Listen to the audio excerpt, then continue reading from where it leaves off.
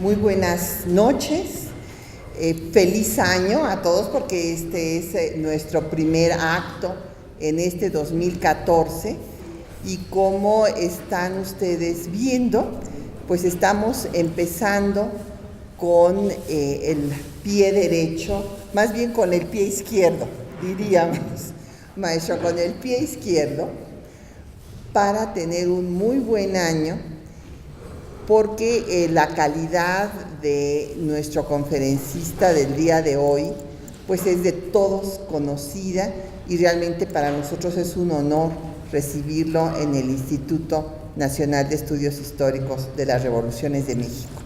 También nos da mucho gusto que hayan venido, no obstante el frío, sabemos que es inhóspito un poquito aquí nuestro salón de actos, pero esperamos que con la calidez del doctor Stavenhagen se nos quita el frío a todos. Yo quisiera decir brevemente la historia de los premios de nuestro instituto, porque como recordarán algunos de los asistentes habituales a las actividades del INER, el año pasado nuestro instituto cumplió 60 años de haber sido fundado para rescatar los documentos y la historia de la Revolución Mexicana. Y desde esa óptica, realmente sus fundadores, don Salvador Azuela, Antonio Díaz Soto y Gama, Luis Cabrera, Jesús Romero Flores, Pedro de Alba, bueno, todos hicieron un trabajo verdaderamente espléndido. Hicieron todo lo que se podía haber hecho, investigación de cómo se había dado el proceso revolucionario en cada estado de la República, escribieron ellos mismos sus memorias, se recuperaron archivos, fotografías, se donaron bibliotecas de ellos aquí a la institución y además se otorgaron becas para los jóvenes estudiantes de historia y se estableció la Cátedra de Historia de la Revolución Mexicana en la UNAM, en la Facultad de Filosofía y Letras, en el Colegio de Historia, y después se estableció el estudio de la Revolución Mexicana en los libros de texto. Se amplió la enseñanza de la historia un año precisamente para estudiar el proceso revolucionario. Entonces, como ustedes ven, pues prácticamente habían hecho todo lo que se podía hacer, lo que se plantearon para el rescate de la revolución. Lo único que se añadió después de los 30 años que don Salvador Azuela dirigió el instituto fue el otorgamiento de premios, el otorgamiento de distinciones a aquellos historiadores destacados, aquellos científicos sociales que habían hecho una aportación sustantiva a la cultura nacional. El primer premio fue precisamente el de Salvador Azuela, que instituyó la doctora Guadalupe Rivera Marín cuando fue directora de esta institución. Y el doctor Javier García Diego, en su turno, estableció el premio José C. Valadez, dedicado pues a este historiador sinaloense que dedicó su vida al rescate de memorias, de testimonios y que también escribió una larga obra, una historia de la revolución en 10 volúmenes, nada menos, y una historia lo mismo del siglo XIX de los conservadores que de los liberales, porque él fue el que rescató del olvido, por ejemplo, a Lucas Alamán. Señalaba que la historia no podía excluir a personas ni procesos, porque entonces se tenía una historia fragmentaria y no se podía conocer realmente la forma en la que se había construido la nación.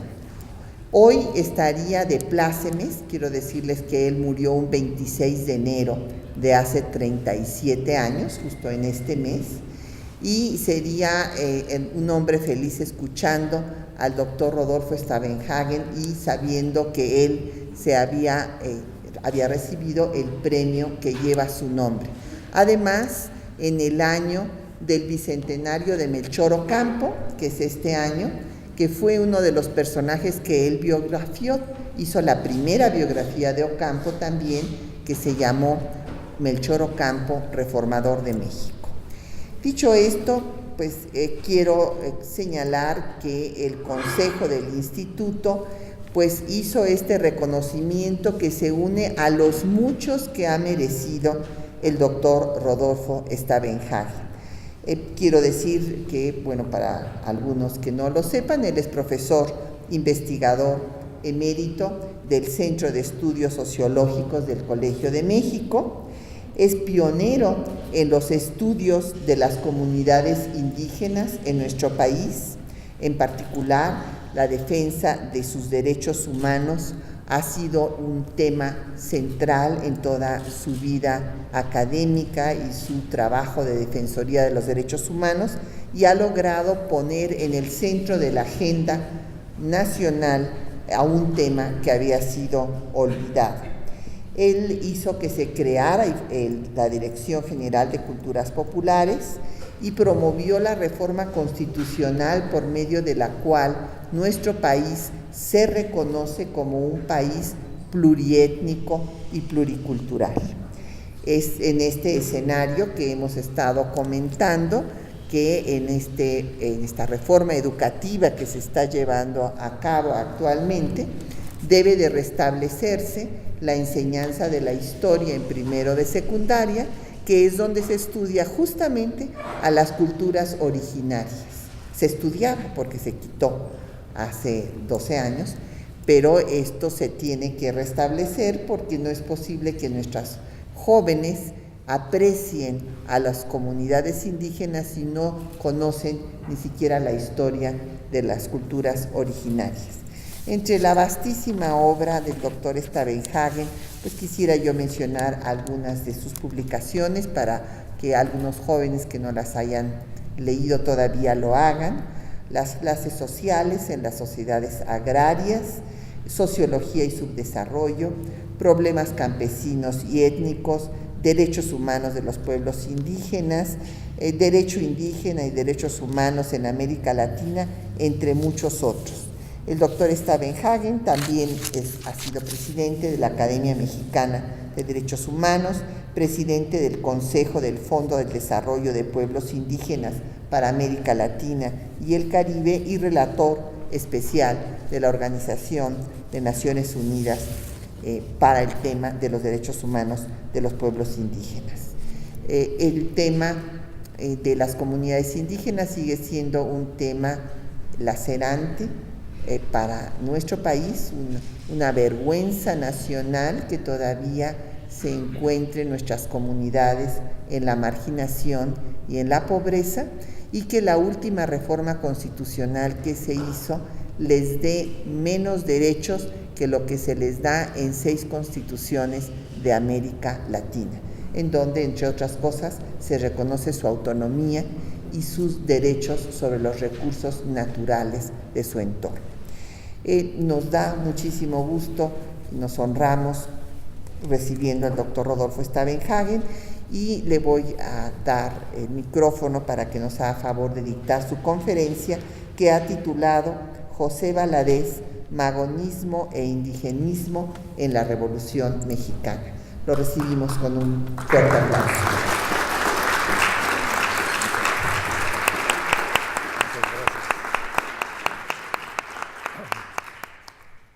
Bueno, ante todo, muchas gracias, doctora Patricia Galeana, por el honor de invitarme a dar esta conferencia y decirle que yo realmente me siento muy honrado por haber recibido el premio José C. Valadez por mis modestas contribuciones a los temas que nos interesan a todos y de los que se ocupa desde hace años. Perdón, no repito lo que acabo de decir, pero los temas de los que se ocupa el Instituto de Estudios Históricos de las Revoluciones de México, entre las cuales pues no solo incluimos las pasadas, sino también las posibles futuras, ya que hay que ser consecuentes en nuestros enfoques de tipo analítico. Realmente estoy muy agradecido y les agradezco a ustedes también el honor que me hacen en asistir a esta conferencia. Con alguna frecuencia se afirma que practicar la sociología es escribir la historia del presente. Por otra parte, hay quienes defienden la idea que la sociedad actual solo puede ser comprendida mediante una sociología histórica o bien una historia sociológica. Como quiera que sea, la señera figura del historiador José Cayetano Valadez es importante para nuestra generación, no solamente por haber producido una vasta obra histórica, sino porque también y sobre todo supo integrar en sus estudios aspectos de índole social que no eran muy comunes en la historiografía de las décadas en que produjo sus principales escritos, de los 30 a los 70 del siglo XX. Habiendo sido en su juventud un militante de las corrientes socialistas que se expresaron en algunos movimientos políticos y sociales de la época, Valadez contribuyó a su difusión en México en sus diversos textos periodísticos. José Valadez no solamente incluía análisis sociales y económicos en sus registros de la historia política de México, sino procuraba al mismo tiempo proporcionar panoramas amplios y generales a través de la conexividad entre las distintas fuerzas que actuaban en el escenario histórico nacional. De este modo, identificaba campos contrarios que se han enfrentado a lo largo de los procesos históricos, desde las luchas independentistas, la Guerra de Texas, la invasión francesa, la dictadura porfirista, hasta las distintas etapas de la Revolución Mexicana de principios del siglo XX. Estos dos campos son los entreguistas y los nacionalistas, quienes con su actuar lograban definir el camino que tomaba nuestra historia en cada una de estas etapas. Proyectando esta dinámica hasta la actualidad, podríamos sugerir que la controversia política actual en torno a la reforma energética que acaba de aprobar una mayoría en el Congreso de la Unión refleja un incidente más, a mi parecer, en la larga lucha que estas dos fuerzas han venido realizando desde hace 2 siglos. Yo había leído algunos de los escritos de Valadez en mi propia juventud, pero desconocía y confieso que desconozco su obra completa. Ahora que me ha sido conferido el gran honor de recibir el premio que lleva su nombre, he vuelto a buscar en sus estudios las referencias que ya entonces se habían llamado mi atención y despertado mi interés. Me refiero a la documentación que Valadez aportó sobre las influencias de algunos socialistas extranjeros en México desde las décadas del Porfiriato, su relato sobre el tragicómico experimento, para no llamarlo de otra manera, a fines del siglo XIX, de instalar una colonia socialista intentado por un soñador utópico norteamericano en Topolobampo, Sinaloa, con el beneplácito de las autoridades mexicanas y norteamericanas, así como sus referencias a la influencia de diversas variantes del pensamiento socialista decimonónico entre grupos sindicalistas y obreros de fines de la era porfiriana y principios de la Revolución Mexicana. Diversos investigadores han seguido esta veta en años recientes y desde luego este no es el lugar ni tenemos el tiempo de profundizar en estos aspectos. En su amplio panorama histórico sobre la República y la Revolución, Valadez hace ocasionales referencias a las comunidades indígenas. Por ejemplo, el transporte de indígenas yaquis esclavizados a las haciendas henequeneras de Yucatán, así como la larga y cruel mal llamada Guerra de Castas en el propio Yucatán. Aunque Valadez menciona, cómo no había de hacerlo, las tendencias anarcosindicalistas en el movimiento magonista a principios de la Revolución, no profundiza en los vínculos que los hermanos Flores Magón establecieron con diversos líderes yaquis en años claves de aquel movimiento, ni la presencia ocasional de otros indígenas en las filas magonistas, entre ellos los afiliados al movimiento zapatista de Morelos. Una lectura somera del magonismo descubre que para los Flores Magón la presencia indígena era algo más que una circunstancia pasajera. Escribe otro historiador del magonismo: en este movimiento liberal anarquista participaron indios a todos los niveles, dirigentes, militantes y simpatizantes, coincidiendo sus demandas con los postulados del Partido Liberal Mexicano, pero sobre todo el magonismo halló y defendió valores positivos en los indios, fundamentando en su forma de vida un modelo para la reconstrucción del país después del triunfo de la Revolución por Tierra y Libertad. Este historiador que escribe esto se llama Benjamín Maldonado y es historiador activo en Oaxaca. Es un libro reciente que tiene sobre el magonismo. Si bien los hermanos Flores Magón provenían de una comunidad indígena de Oaxaca, mazateca por más señas, y con frecuencia hacían referencia a ese origen, de hecho se identificaban más bien como mestizos, y el uso que hacían del término indio correspondía a su utilización generalizada en la sociedad mexicana. Así podían declarar, y cito nuevamente a Maldonado: somos indios, proletarios, nacidos y crecidos entre los pobres, somos testigos de las grandes injusticias, de la tiranía y de la explotación que han sufrido las masas, por eso somos anarquistas comunistas. Esta es una cita de Flores Magón, rescatada por Benjamín Maldonado. Maldonado escribe que los indios son una parte fundamental del magonismo, tanto a nivel de la Junta Organizadora del Partido Liberal Mexicano, como en sus propios proyectos apoyados por el PLM. Se menciona a un líder mayo, Palomares, activista en la huelga de Cananea, un veterano mayo de la rebelión mesiánica de Tomochic en 1892, quien luego aparece como dirigente magonista en Chihuahua.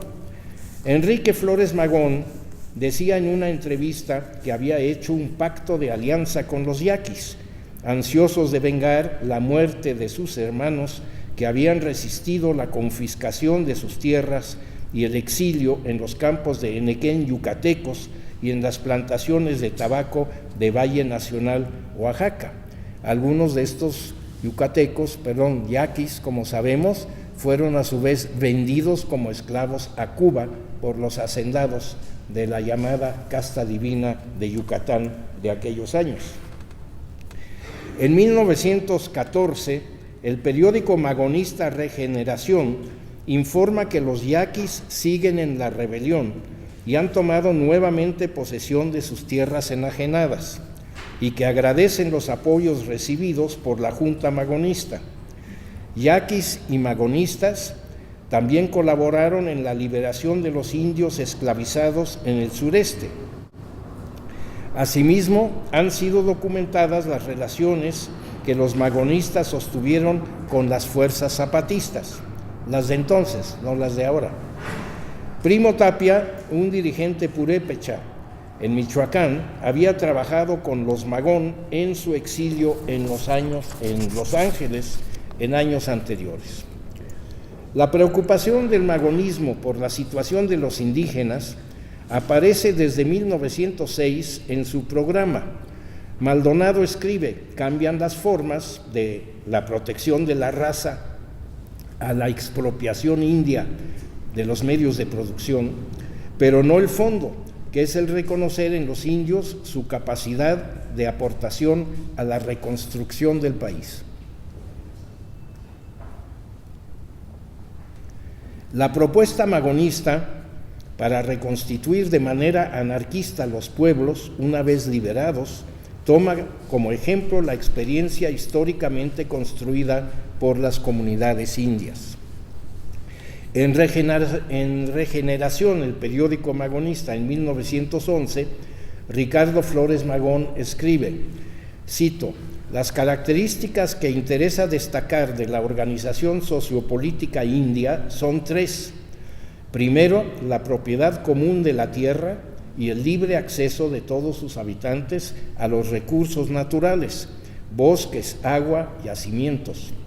Segundo, el trabajo en común, referido tanto al cultivo colectivo de la tierra como a las formas de ayuda mutua interfamiliar.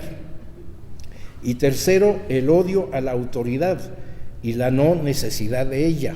Ahí sí fueron muy claros, ya desde entonces. Apreciación de Ricardo Flores Magón que no puede quedar desapercibida en el estado actual de las luchas campesino-indígenas en este país.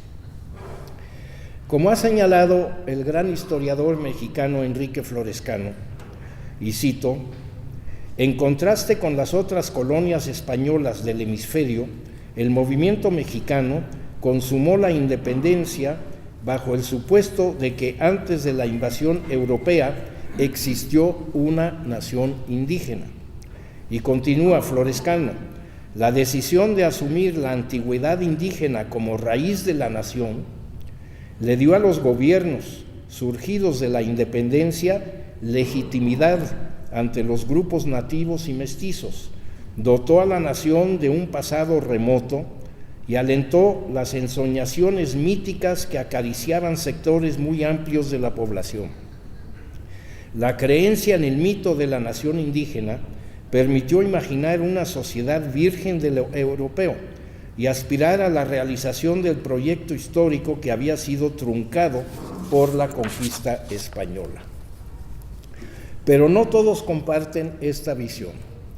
Desde 1811, cito a Florescano, un influyente grupo de comerciantes españoles en la Nueva España lanzó una diatriba contra las tribus bárbaras que asemejaba a los animales inmundos, cito, revolcándose en el cieno de la más impúdica sensualidad, de la borrachera continua y de la dejadez más apática. Este es un documento de 1811. A su vez, los políticos anti-hispanistas de la época ensalzaban el glorioso pasado indígena del país, pero ignoraban la situación de los indios contemporáneos. Y esta situación parece que sigue prevaleciendo en algunas partes de nuestro gran país.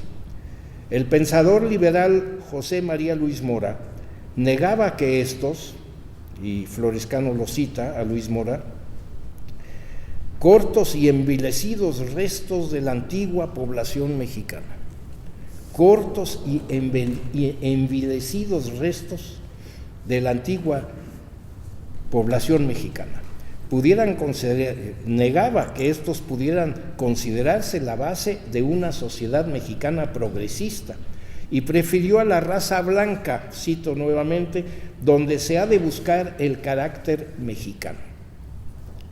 Fin de cita. Florescano sintetiza: el origen del drama que por 100 años impidió fundar la nación fue un pecado original. Desde el nacimiento de la República, ninguna de las fuerzas políticas que la nutrían le dio cabida a las naciones indígenas en su proyecto histórico. Fin de cita. La política anti-indígena del Estado Nacional Republicano fue compartida por liberales y conservadores, y según Florescano, la desvaloración de los indígenas fue una actitud constante de los grupos dirigentes durante el siglo XIX. Todavía al despuntar el siglo XX, México era considerado por observadores nacionales y extranjeros como un país de indios. El Boletín de la Sociedad Indianista Mexicana anunciaba en 1913, y cito, que al lado de nosotros, cerca de nuestras ciudades, en que impera la vida moderna hecha de comodidad, de lujo, de energía, de trabajo inteligente, de codicia y de todas las vanidades, hay poblaciones primitivas, vírgenes y sencillas, que no tienen más necesidades que las puramente animales, comunes a las bestias. Y esos hombres, ese peso de 14 millones de indígenas que llevamos ahora atado al tobillo, como una bala que arrastra el presidiario, necesita que una voz amiga le grite que ha llegado el momento en que debe salir de su etapa puramente animal para entrar de lleno en la humana. 1913, el Boletín de la Sociedad Indianista Mexicana, hace 100 años. En 1894, el diario El Partido Liberal escribía: hay dos elementos componentes de la actual nacionalidad mexicana, una de ellos apto para la civilización, el descendiente por la sangre o por el espíritu de los españoles, y el otro completamente inepto para el progreso, el indígena. 1894, durante la época porfirista. Durante este porfiriato, escribe Florescano, el ataque contra las comunidades indígenas fue general. El proyecto de nación excluye a los indígenas de sus filas y el Estado les declaró una guerra sin cuartel. Fin de cita. La diferenciación étnica de la población se entrelazó con la terminología agraria que apareció en la Constitución del 17 y en las leyes de la materia, creando confusiones semánticas y conceptuales que subsisten en las ciencias sociales hasta la actualidad.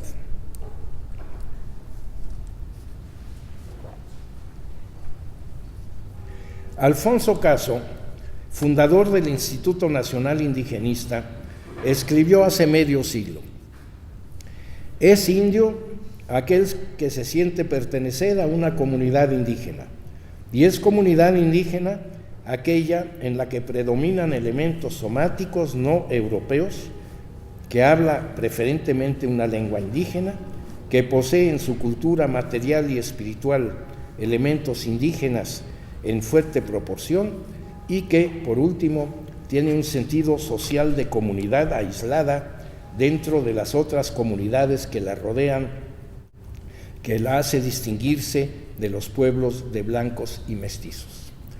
Don Alfonso Caso, con quien tuve el gusto y el honor de trabajar en mi juventud, precisamente en el Instituto Nacional Indigenista, representa allí una nueva vertiente, una nueva visión que surge de la Revolución Mexicana en cuanto a la política indigenista que asumen los entonces llamados gobiernos de la Revolución. Desde los años revolucionarios se alzaron voces en favor de los pueblos indígenas. La larga guerra de castas en Yucatán había hecho estragos entre los mayas de la región, mientras que en el norte los indios yaquis fueron duramente castigados por las políticas porfirianas. Andrés Molina Enríquez señaló la importancia de la población indígena en el proceso de la Revolución Agraria Mexicana y en los valles de Morelos, en donde actuaba el ejército zapatista. Las comunidades indígenas luchaban por su reconocimiento y por sus derechos. En 1916, Manuel Gamio lanzó su llamado por una política enfocada al mejoramiento de la vida de los pueblos. Consideraba que la antropología, al servicio del buen gobierno, debía contribuir a la integración de los indígenas a la nacionalidad. Como funcionario de gobierno, él mismo promovió estudios antropológicos integrales en distintas partes del país y es considerado como el principal promotor del indigenismo en México. Conocida, ya aparte de esto, es la historia de la Casa del Estudiante Indígena en la Ciudad de México, establecida en 1925 y clausurada unos años más tarde. Gonzalo Aguirre Beltrán, otro indigenista muy connotado, de la época moderna, ha hecho un estudio y nos dice en un libro sobre educación indígena, que la Casa del Estudiante Indígena fue creada por el gobierno en aquellos años para demostrar que los indígenas tenían la misma capacidad psicológica para aprender y ser educados que los blancos.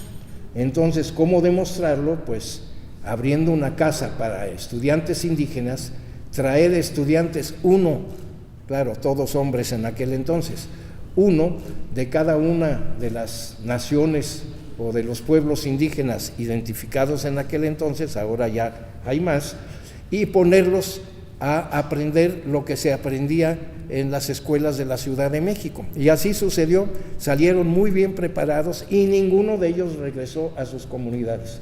Se quedaron en la Ciudad de México, se demostró lo que los blancos querían demostrar, los psicólogos científicos de aquel entonces lo demostraron muy bien, pero a los indígenas no les ayudó para nada y al año siguiente cerraron la Casa del Estudiante Indígena para luego pasar a otras formas de educación indígena en nuestro país.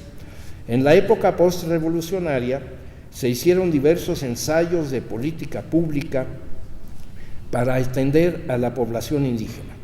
El presidente Obregón creó el Departamento de Educación y Cultura para la Raza Indígena en la Secretaría de Educación Pública en 1921.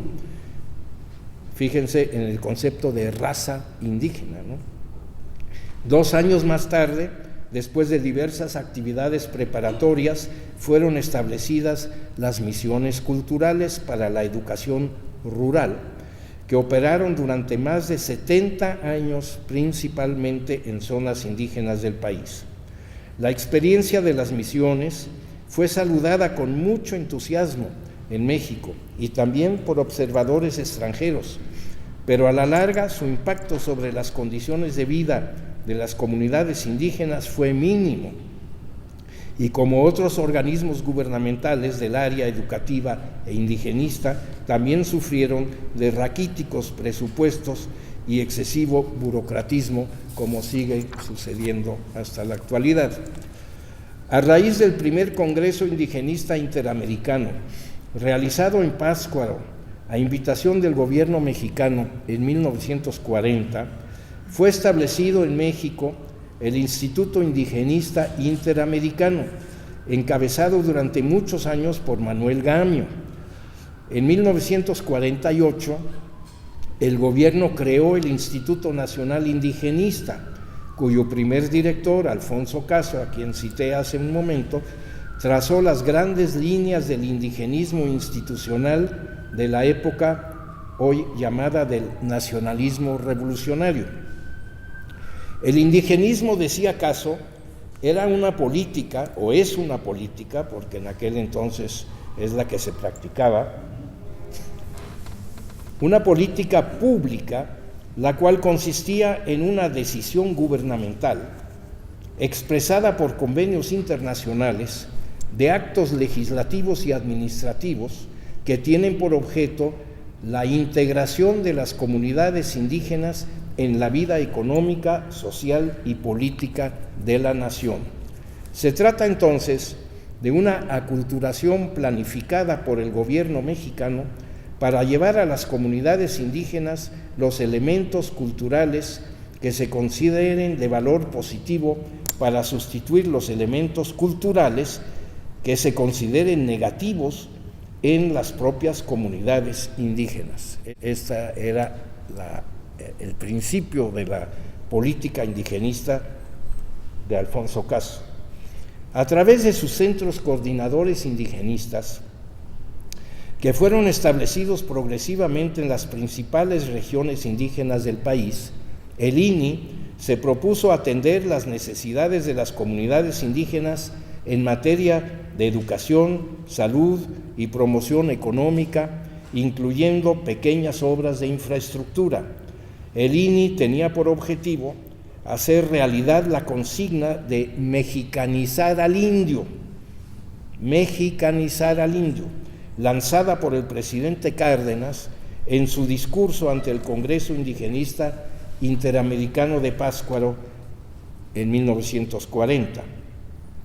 El indigenismo, pues, fue desde el principio una política del Estado mexicano diseñada y llevada a cabo por intelectuales mestizos en beneficio de los indígenas, pero sin la participación de estos.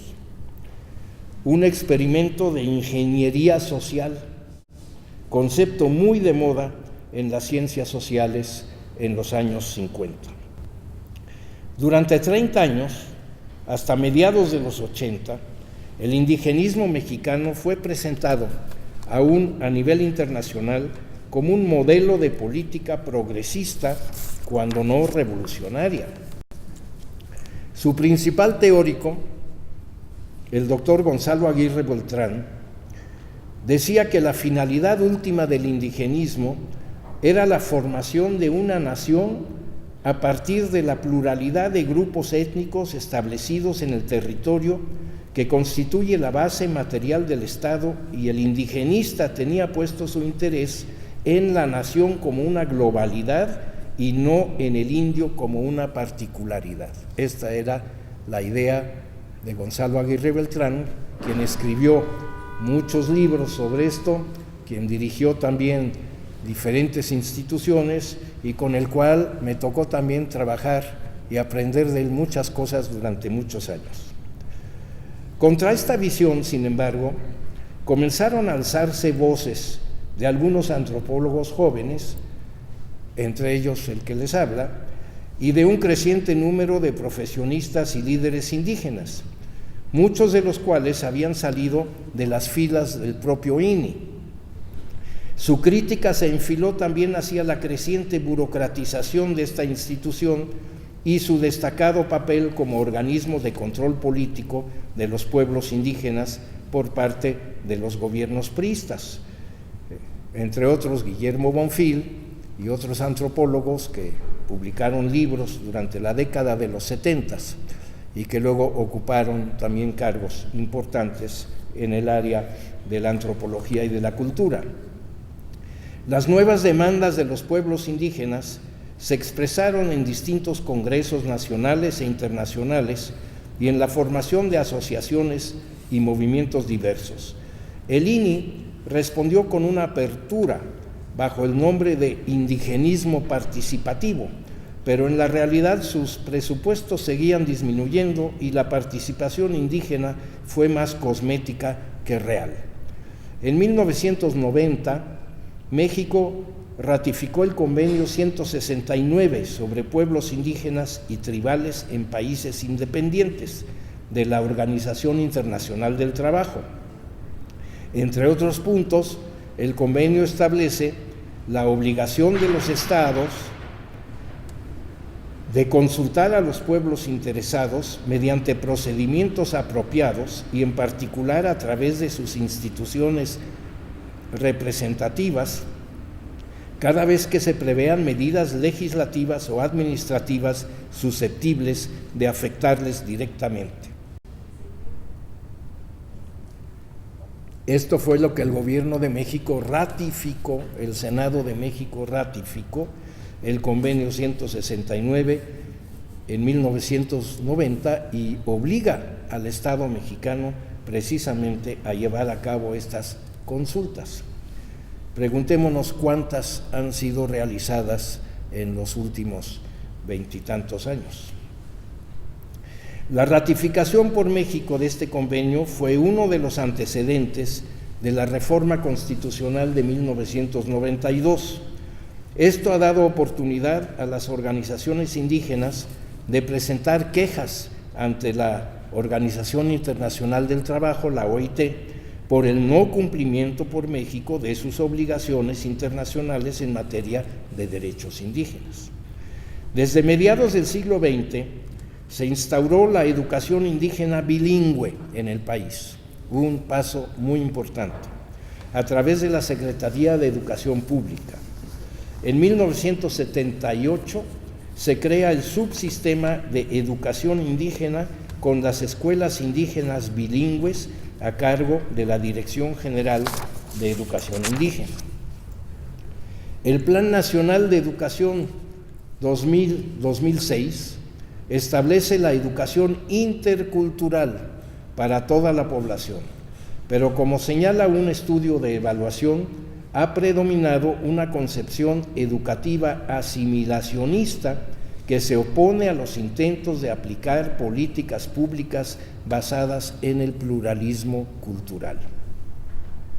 Conforme se acercaba la fecha del 5º centenario del mal llamado descubrimiento de América, ahora rebautizado Encuentro de Dos Mundos, así se llamaba entonces, que dio lugar a que algunos organismos internacionales y los gobiernos de los países iberoamericanos se dieran a la tarea de organizar eventos conmemorativos, la presión de las organizaciones indígenas que se opusieron masivamente a que se celebrara el infausto comienzo de la llamada invasión europea se hizo más intensa. Respondiendo al espíritu de los tiempos, el gobierno de Salinas de Gortari promovió en 1992 una reforma del artículo 4º constitucional, que a la letra reza, y lo voy a citar porque es un antecedente histórico muy importante. El artículo 4º constitucional de 1992. La nación mexicana tiene una composición pluricultural sustentada originalmente en sus pueblos indígenas.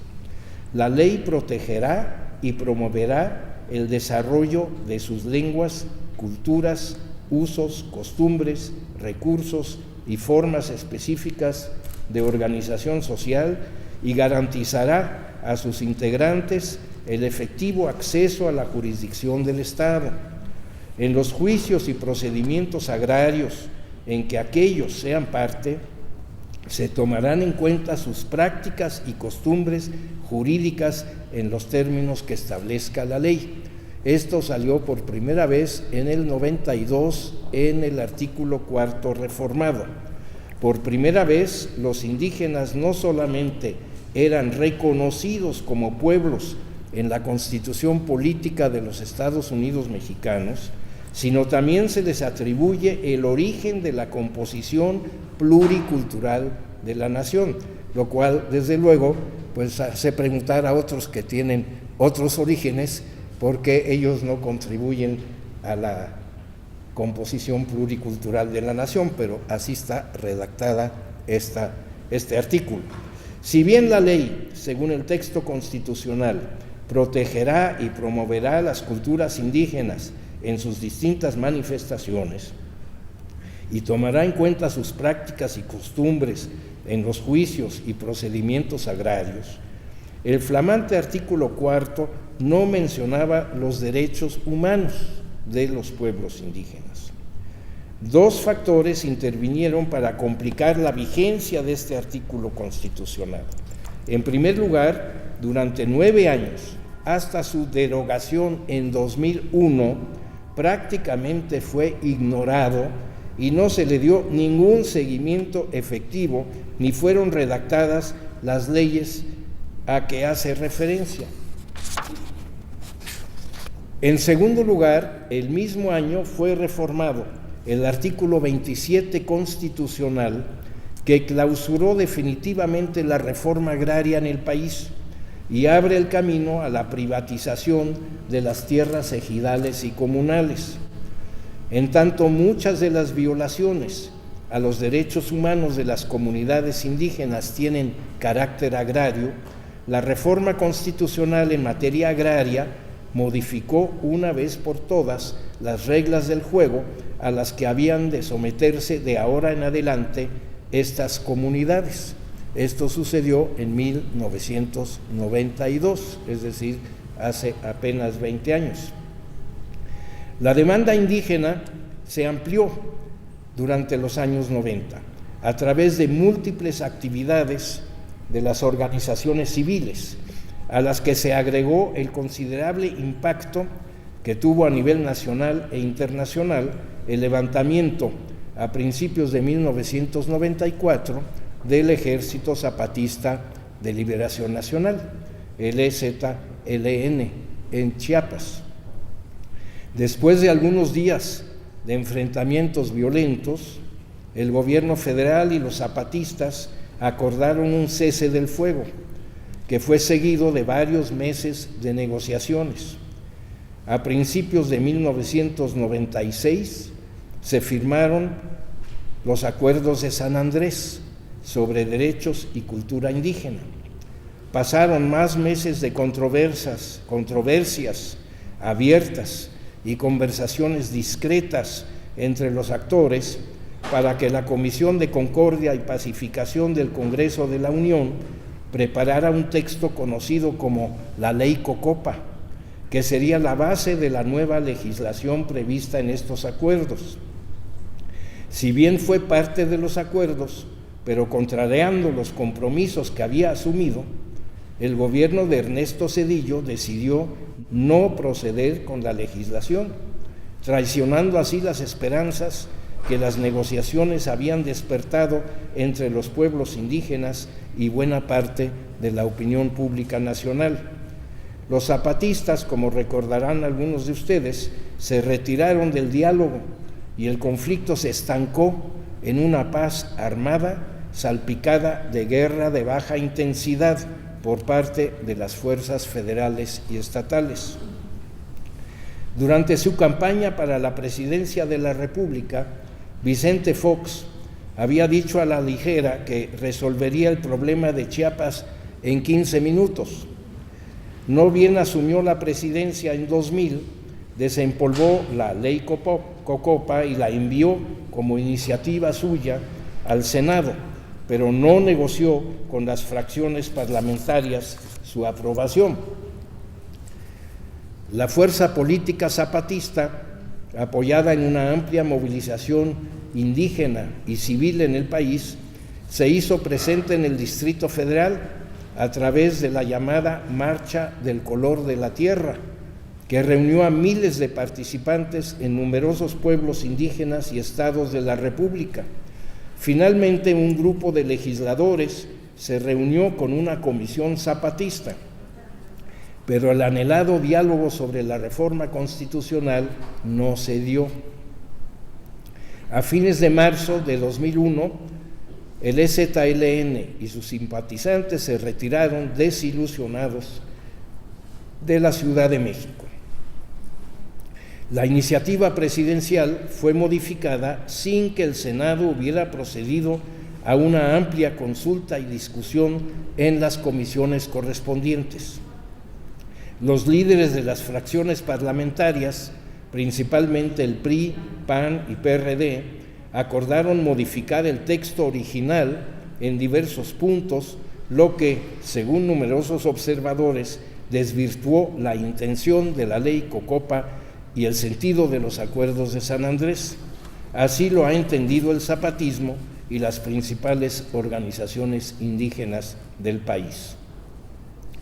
Y el nuevo artículo 2 de la Constitución, que comienza con lo que antes había sido el artículo 4 de la reforma del 1992, reconoce y garantiza el derecho de los pueblos y las comunidades indígenas a la libre determinación y, en consecuencia, a la autonomía. Eso nos dice desde hace 13 años nuestra Constitución, pero le pone serias limitaciones a su ejercicio. Hasta 2013 aún no había sido adoptada por el Poder Legislativo ninguna ley reglamentaria federal de este artículo constitucional.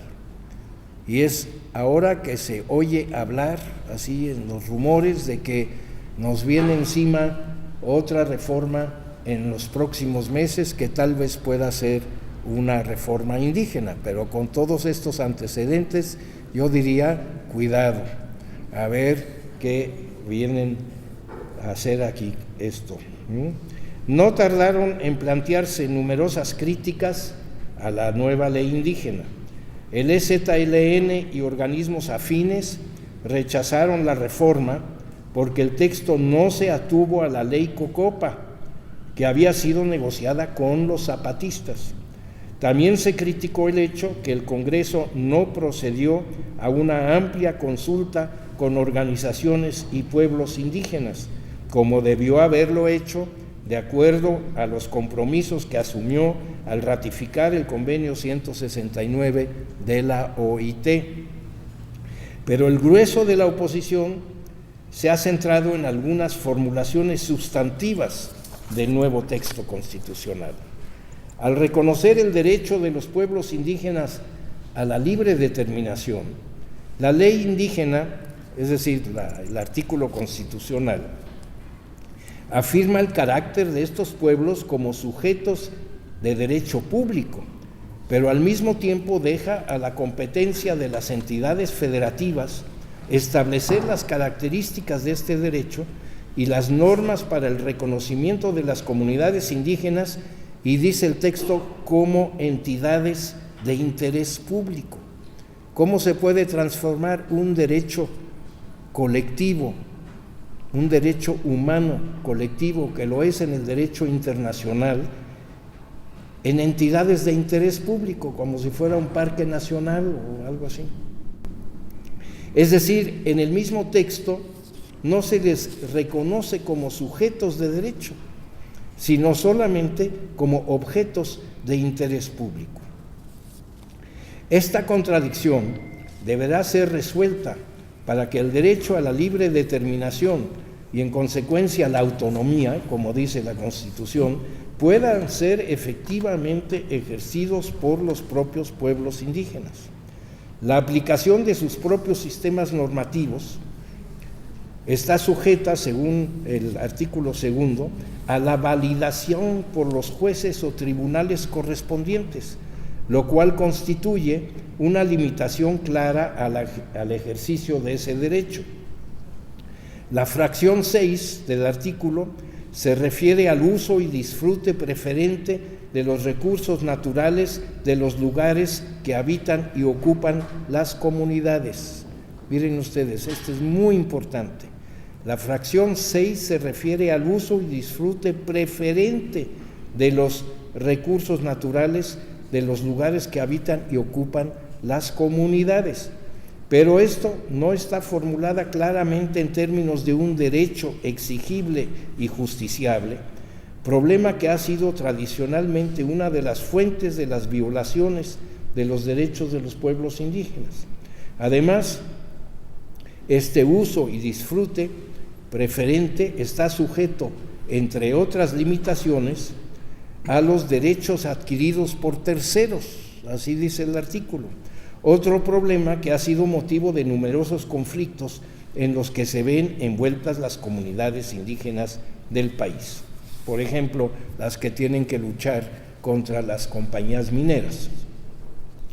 El descontento generalizado o generado por la forma en que el Poder Legislativo despachó la iniciativa presidencial en materia indígena tuvo por consecuencia que varios estados federales no ratificaran la reforma constitucional, y hasta 2008 solamente 14 entidades federativas habían llevado a cabo sus propias reformas respectivas, mientras que otros 7 estaban en proceso de hacerlo. Lamento no poderles traer el último dato al respecto sobre cuántos estados ya han ratificado una propia ley en sus territorios. Poco después de su adopción, la reforma constitucional fue impugnada en una controversia constitucional interpuesta por más de 300 municipios indígenas en el país. Sin embargo, la Suprema Corte, en un cuestionado y cuestionable fallo, decidió en 2002 que la controversia era improcedente. Varias organizaciones indígenas presentaron también una queja ante la Organización Internacional del Trabajo, alegando que la manera en que el Congreso legisló la reforma constitucional en materia indígena constituía una violación al Convenio 169, ratificado por México.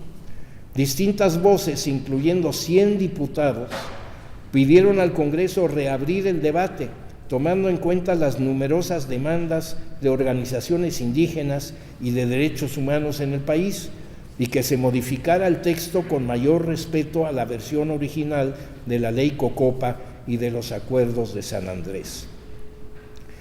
Un paso importante en el reconocimiento de los derechos de los pueblos indígenas, que pasó prácticamente desapercibido, fue la entrada en vigor en 2003 de la Ley General de Derechos Lingüísticos de los Pueblos Indígenas, que reconoce a las lenguas indígenas como lenguas nacionales con la misma validez que el español.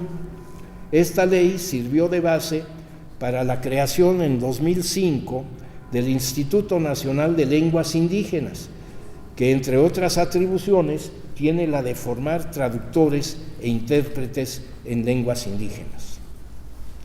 A partir de los 70, el indigenismo oficial entró en crisis y el modelo de crecimiento se olvidó de los principios de la Revolución Mexicana. Con la llegada de la globalización neoliberal, el campo mexicano acabó por desintegrarse. Millones de indígenas emigraron a las ciudades o a Estados Unidos. Las desigualdades económicas y sociales entre los de arriba y los de abajo se ampliaron y los indígenas fueron exhortados por el poder a ser más competitivos en la lucha por la supervivencia de la era del mercado libre. A la aculturación corporativa siguió ahora el individualismo pluralista. No importaba si fueran indios o dejaran de serlo, mientras laboraban y consumían en la nueva economía global. Al régimen de ciudadanía corporativa siguió ahora un régimen de ciudadanía neoliberal. La alternancia electoral democrática y el pluralismo partidista también llegaron a las regiones de refugio, ahora conocidas como distritos electorales indígenas, nuevos espacios contenciosos de la lucha política electoral. Frente a estas dos corrientes que alimentaron las principales décadas del siglo XX, se alzó primero como resistencia pasiva y luego con voz altisonante la presencia persistente de los pueblos y comunidades indígenas. A través de sus diversas expresiones, el movimiento social indígena viene planteando nuevas alternativas de vinculación con el Estado mexicano, apoyado en recientes desarrollos internacionales, así como nuevas perspectivas de las ciencias sociales, las humanidades y el derecho. Se ha ido consolidando una tercera perspectiva, el modelo de la ciudadanía multicultural. Se expresa en el campo de la autonomía democrática, el pluralismo legal, la educación intercultural, las vías alternativas al desarrollo que cuestionan al desgastado modelo neoliberal globalizador que estalló, ya debilitado por sus propias contradicciones, en 2008, aunque hay muchas gentes por ahí que no lo quieren reconocer así. Objeto de debates y controversias, el concepto de multiculturalismo parte de la realidad que numerosos países conforman sociedades nacionales culturalmente diversas, plurales y a veces aún fragmentadas. Solo en ciertos casos estas realidades son reconocidas en el marco constitucional y legislativo, como en algunos regímenes federales o autonómicos. Los estados nacionales, que a lo largo del siglo XX se han embarcado en un proceso de ampliación de las libertades democráticas de sus ciudadanos, reconocen hoy en día que el respeto a los derechos colectivos de las comunidades culturalmente diversificadas constituye una parte esencial de la democracia contemporánea. Compaginar los derechos humanos individuales universales con los derechos de las colectividades culturalmente diferenciadas en un marco de participación y justicia social es una de las grandes tareas que enfrentan numerosos países en el mundo. México es uno de ellos, por lo que la búsqueda del modelo adecuado de ciudadanía cultural de los pueblos indígenas, en contraste con los otros modelos mencionados, representa un apto desafío en esta etapa histórica en la que ha sido oficialmente declarado el ocaso de la Revolución Mexicana. Muchas gracias.